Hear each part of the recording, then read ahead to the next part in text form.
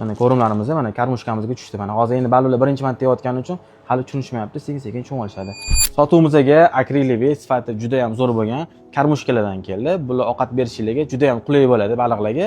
Hozir men sizlarga qanaqa ovqat berish kerakligini ko'rsatib beraman. Mana komplektda bo'ladi. Mana shunday polka orqali himoyalangan bo'ladi. Mana trubkasini olasizlar.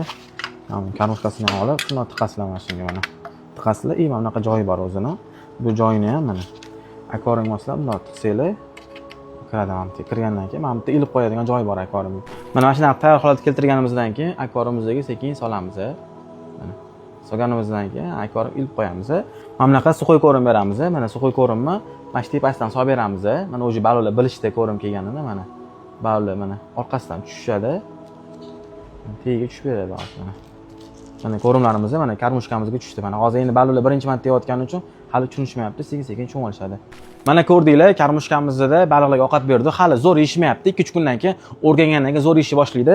Yana bu karmushkamizning plus tarafi ovqat bersanglar tagiga cho'kib ketayotgan bo'lsa, bu karmushkada bersanglar cho'kmaydi. Mana shu karmushkasida turadi. Sotuvimizda bor, kelib bemalol Aquaterra do'konidan xarid qilib olasizlar.